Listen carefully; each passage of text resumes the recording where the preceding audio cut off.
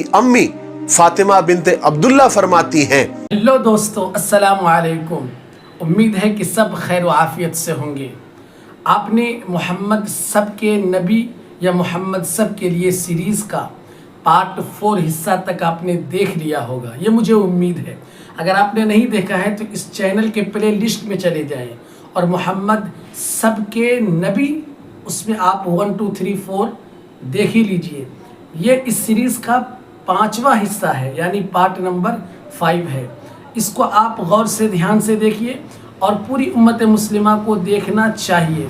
बच्चों को ये पता होना चाहिए कि रसूल पाक सल्लल्लाहु अलैहि वसल्लम की हालात ज़िंदगी क्या थी। चलिए आगे सुनते हैं।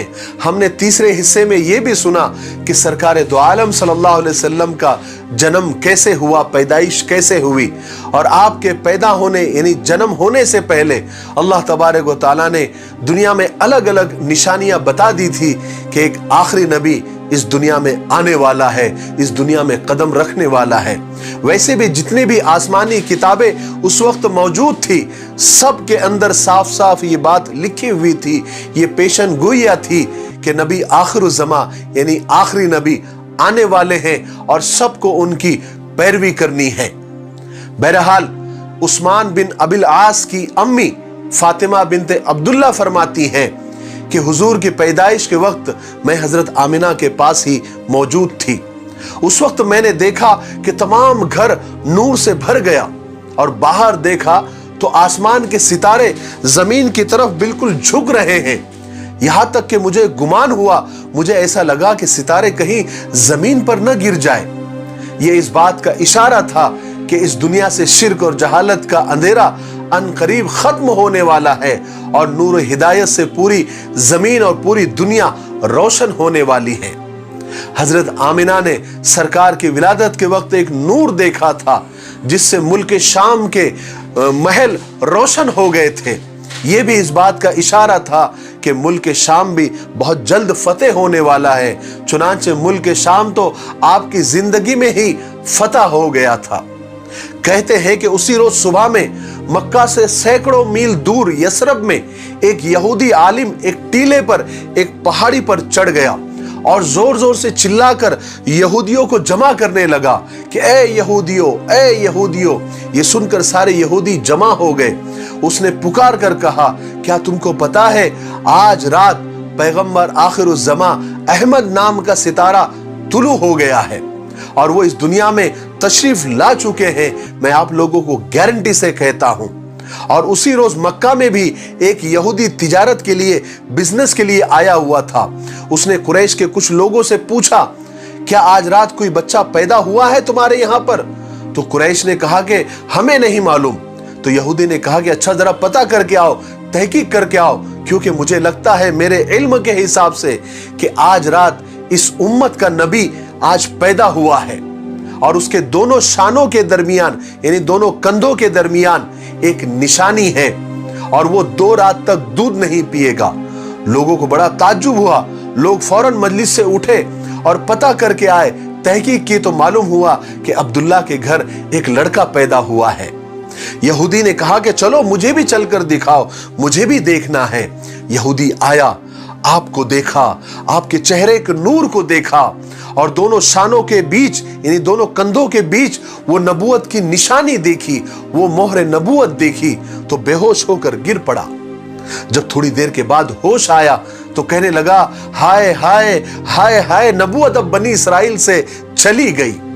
क्योंकि अक्सर अंबिया, अक्सर नबी बनी इसराइल में ही पैदा हुआ करते थे।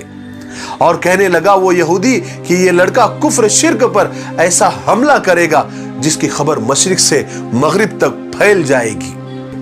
जिस वक्त सरकार दो आलम सल्लल्लाहु अलैहि वसल्लम पैदा हुए, उनका जन्म हुआ, उसी वक्त एक बहुत बड़ा वाकया उस वक्त हुआ। उस जमाने में तो बहुत बड़ी बड़ी ताकतें थी, जैसे आज अमेरिका और रूस है। उस वक्त कैसर और किसरा थे, रूम और फारस। ईरान और फारस के बादशाह को किसरा कहते थे।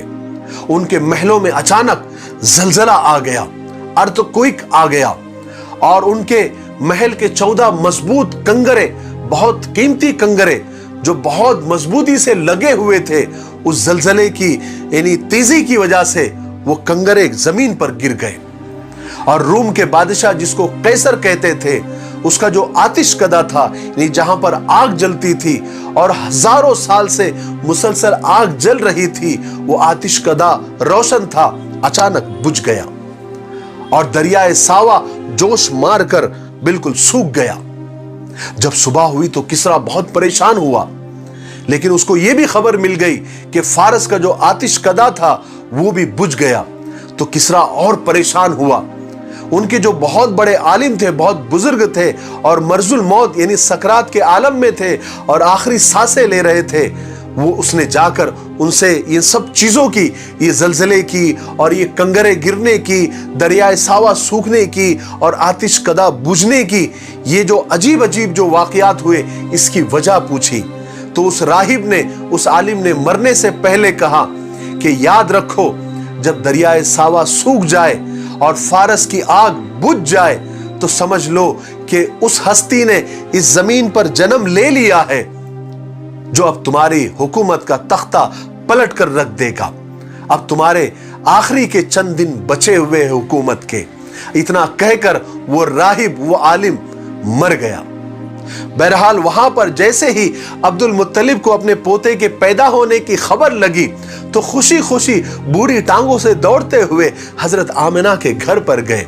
सरकार दो आलम सल्लल्लाहु अलैहि वसल्लम को अपनी गोद में लिया और खूब प्यार किया और गोद में ही लेकर हरम में आए और बैतुल्लाह का तवाफ किया और फिर सातवें दिन अकीका किया और इस अकीके के प्रोग्राम में पूरे कुरैश को दावत दी और उसी प्रोग्राम में अब्दुल मुत्तलिब ने अपने पोते का नाम मोहम्मद रखा। इतना प्यारा, इतना मीठा और इतना यूनिक नाम था कि लोगों ने इसकी वजह पूछी कि अब्दुल मुत्तलिब, तुमने ये नाम क्यों रखा? तो अब्दुल मुत्तलिब ने जवाब दिया कि मैंने ये नाम इसलिए रखा है कि आसमान में खुदाए ताला और जमीन पर सारी मखलूक उसकी तारीफ करे, क्योंकि मोहम्मद का मतलब ही यह है जिसकी तारीफ की जाए। बहरहाल कुरैश का यह दस्तूर था कि माँ अपने बच्चे को खुद दूध नहीं पिलाती थी, बल्कि थोड़े थोड़े दिन के बाद, थोड़े थोड़े वक्फे के बाद दूसरे कबीलों के, बस्तियों के, देहातों से, गांव से दूध पिलाने वालियां बाकायदा आया करती थी, बच्चों को ढूंढा करती थी और पैसे लेकर, उजरत लेकर दूध पिलाती थी। उस वक्त का ये माहौल था, क्योंकि उस वक्त देहातों का जो माहौल था, गांव का जो माहौल था, वहां का जो क्लाइमेट था, वहां की जो जबान थी बहुत फसी थी, बहुत अच्छी थी और वहां की जो बोलचाल और तरबियत शहर से बहुत ज्यादा अच्छी और बेहतर थी। हालांकि कुछ दिनों तक हुजूर पाक सल्लल्लाहु अलैहि वसल्लम ने अपनी मां हजरत आमिना का दूध पिया। उसके बाद हजरत आमिना ने हुजूर पाक सल्लल्लाहु अलैहि वसल्लम को हजरत सौबिया के हवाले किया और उनसे कहा कि जब तक दाया ना आ जाए, दूध पिलाने वालियां ना आ जाए, आप उसको दूध पिलाएं। फिर कुछ दिनों तक हजरत सौबिया ने हुजूर पाक सल्लल्लाहु अलैहि वसल्लम को दूध पिलाया। फिर कुछ ही दिनों में दूध पिलाने वालियां मक्का आ गई और दूध पिलाने वालियों में अलग अलग कबीलों की औरतें हुआ करती थी। तो उन कबीलों में एक कबीला बनु साद का भी था और जिस वक्त आप सल्लल्लाहु अलैहि वसल्लम पैदा हुए थे और जो दाया अलग अलग कबीलों की आई हुई थी, उसमें बनु साद की औरतें भी शामिल थी। अब उन्होंने जितने भी बच्चे उस वक्त मक्का में पैदा हुए थे वो लेना शुरू कर दिए। अब वो तो मालदारों के घर पर पहले जाते थे ताकि वहां से अच्छी उजरत मिले, अच्छा इनाम मिले। तो सब मालदारों के घरों में पहले चले गई और वहां के बच्चे उठा लिए, यानी दूध पिलाने के लिए ले लिए उजरत पर। मगर अब्दुल मुत्तलिब के घर पर कोई नहीं आया क्योंकि ये अमीर आदमी नहीं थे। और दूसरी बात, औरतों ने यह भी सोचा कि अरे ये तो यतीम बच्चा है, इसको लेकर क्या फायदा, कोई खास नफा नहीं होगा, कोई अच्छा खासा इनाम नहीं मिलेगा। लेकिन अल्लाह का निजाम और अल्लाह की कुदरत देखिए कि सब औरतों को बच्चे मिल गए, लेकिन बनु साद की एक दाया जिसका नाम हलीमा था, उसको कोई बच्चा नहीं मिला। लेकिन हजरत हलीमा को यह पता नहीं था कि अल्लाह ने उनकी किस्मत में और उसकी गोद में क्या डालने वाला था, कितनी बरकतें डालने वाला था और कितना बरकती और मुकद्दस बच्चा डालने वाला था। जब हजरत हलीमा को बच्चे नहीं मिले और वापस जाने का वक्त आ गया तो हजरत हलीमा ने अपने शौहर से कहा कि मुझे शर्म आती है कि मेरे सब सहेलियों को तो बच्चे मिल गए और मैं खाली हाथ वापस जाऊं। मैं एक काम करती हूं, भले मजबूरी में सही मैं उस यतीम बच्चे को ले लेती हूं, खुदा जाने भले पैसे न सही कुछ बरकत ही मिल जाए। शौहर ने इजाजत दे दी।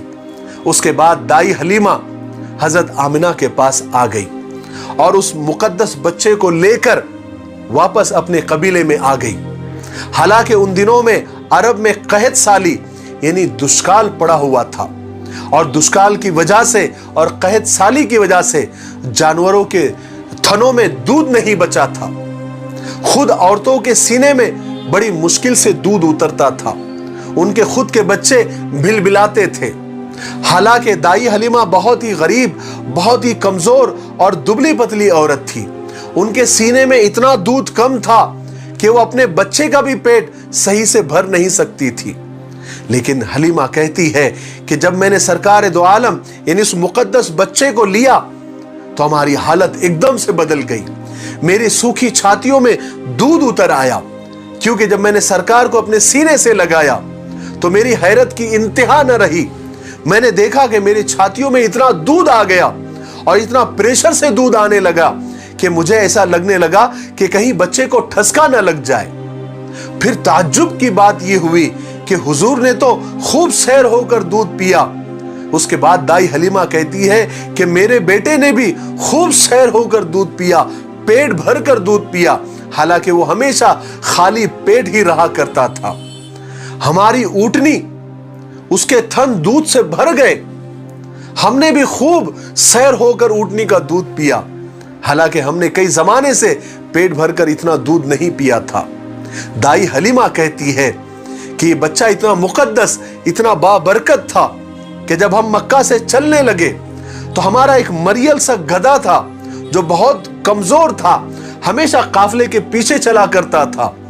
अब अचानक उसके अंदर तेज रफ्तारी आ गई और वो हमारे काफले से भी आगे निकल गया।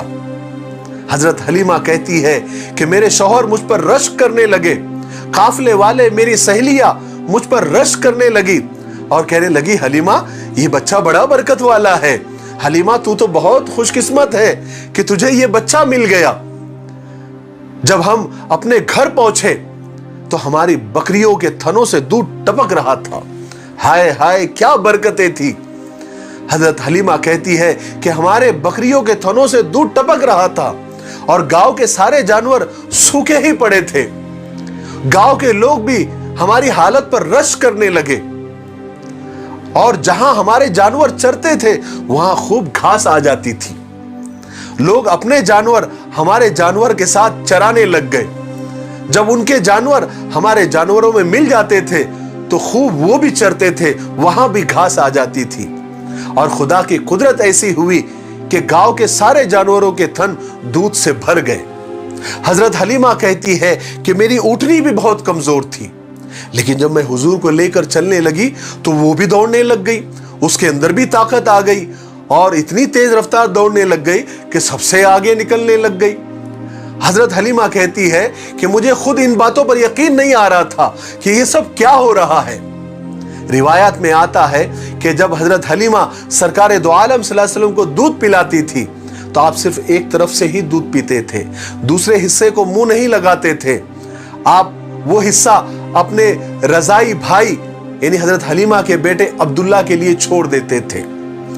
कुर्बान जाइए सरकार दो आलम सल्लल्लाहु अलैहि वसल्लम पर कि दूध पीने के जमाने में ही उम्मत को, सारी दुनिया को, सारे इंसानों को यह मैसेज दे दिया था कि मैं इस दुनिया में जुल्म को खत्म करके इंसाफ को फैलाने आया हूं। बहरहाल दूध पिलाने की मुद्दत 2 साल हुआ करती थी और वो अनकरीब खत्म हो गई थी। लेकिन हजरत हलीमा ने अपनी आंखों से ये सारी बरकतें देखी थी तो उनका दिल नहीं चाह रहा था कि सरकार दो आलम सल्लल्लाहु अलैहि वसल्लम को वापस अपनी अम्मी के पास छोड़ कर आए। तो उन्होंने सोचा कि एक काम करते हैं, मैं हजरत आमिना के पास जाकर उनसे इजाजत लेकर मैं सरकार दो आलम सल्लल्लाहु अलैहि वसल्लम को दोबारा वापस लेकर आऊंगी। तो मक्का पहुंची, हजरत हलीमा हजरत आमिना से मिली और कहने लगी कि आमिना मेरा दिल चाहता है कि इस बच्चे को मैं कुछ दिनों के लिए और साथ में लेकर जाऊं। क्योंकि मुझे डर है कि अभी मक्का की आबो हवा, क्लाइमेट अभी ठीक नहीं है, हो सकता है कि बच्चे को नुकसान पहुंचे।